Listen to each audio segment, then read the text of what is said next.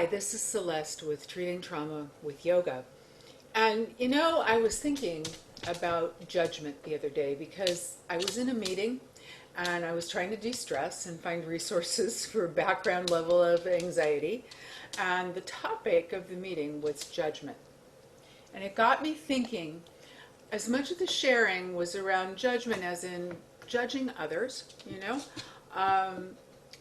but what hit me was the relationship between how we judge and what sort of reference material our minds have for making those judgments.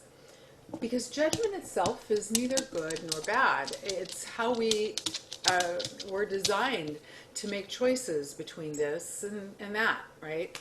And we filter things through our prior experiences and our intellect. And everything we observe with all our senses is filtered by our experiences. We can think of this kind of like cruise control in a car or autopilot in a plane. And how this matters is that if we have a history of trauma, we have a tendency to filter our judgments using that trauma history. And it colors our perceptions and it skews our decisions one way or the other, frequently not accurately. It's challenging for us to shift this, but it's necessary that we do because that way we can perceive things through our present awareness and then decide whether this thing, whatever this thing is something that we want in our lives. And it's important for us to remember that our judgments of present life situations can be skewed in either direction by trauma. We may look at a relationship, for example, and when it reminds us of a painful relationship in our past, we might run the other way without even giving the situation a chance. We might also do the exact opposite, seeing something familiar and in a current situation, even though the original situation was very painful, we gravitate toward it because it feels familiar. Our ability to discern the truth about life situations in this moment is colored by past experience. It's as though we're viewing something through a veil, right? Kind of subtly, that changes our perceptions of the event, right? Subtly or not so subtly.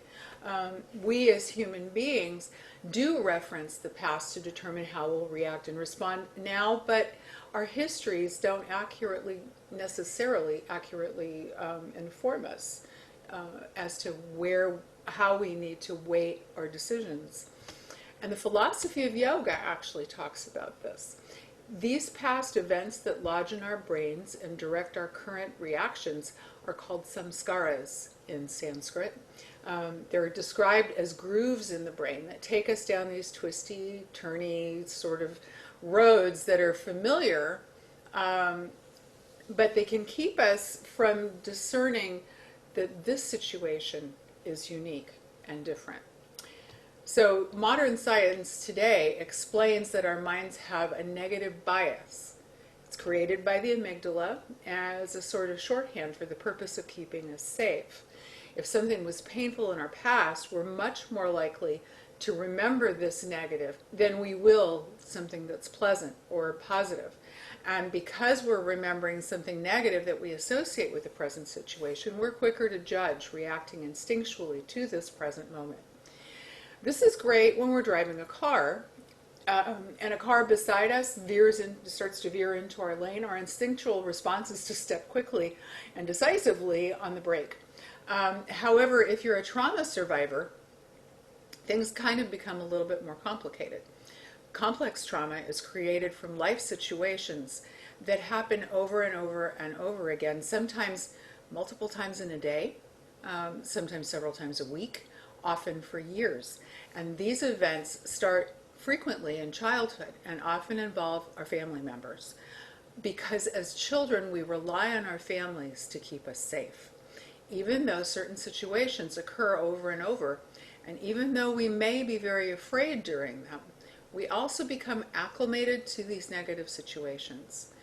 And in this case, because we're incapable of actually making changes in these unsafe conditions around us, our ability to perceive the threat is numbed out. We need these people, and we can't change their behavior.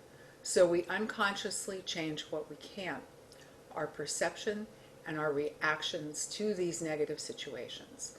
In other words, we numb out. That to me was very, very familiar, that idea of numbing out.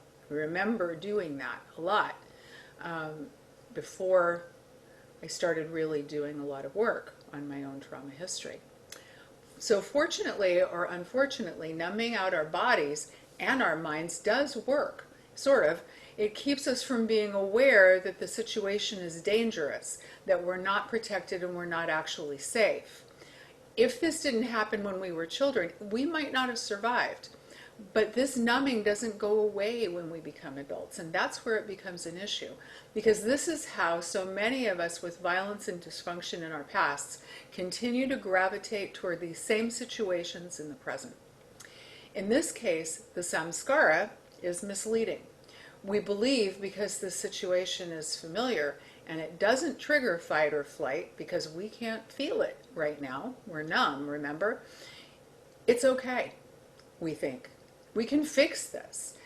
You know, that they really do love us, etc. We go into these fantasies in our heads of what it could be like if we could just change, or we could just get them to understand, or, you know, once this happens or when that happens, it's going to be different. And it's not. As children, we need to believe that our drunken, abusive parents loved us, right? I mean, that was necessary. If you had drunken, abusive parents, you needed to believe that they loved you, because how else would you survive? We're no longer living the lives of those small children, but those memories have long lives, right? So it requires conscious awareness and effort to change these patterns of reaction and to recognize and acknowledge and accept both the reality of what we experienced and the part of us that's still trying to keep us safe, that little child who needs to be loved unconditionally. Our work becomes reparenting ourselves and keeping the focus in the present moment, so that we no longer look to the samskaras, and I think of this kind of as autopilot for your mind, that moves us toward or away from situations and people without conscious and focused attention. And if you're interested in learning more about samskaras and how we can use yoga therapy and yoga-informed trauma coaching, breath practices, movement and meditation, and targeted practices, both ancient and new, please click on the link to my website and contact me for an appointment by phone or online using Zoom. I look forward to working with you.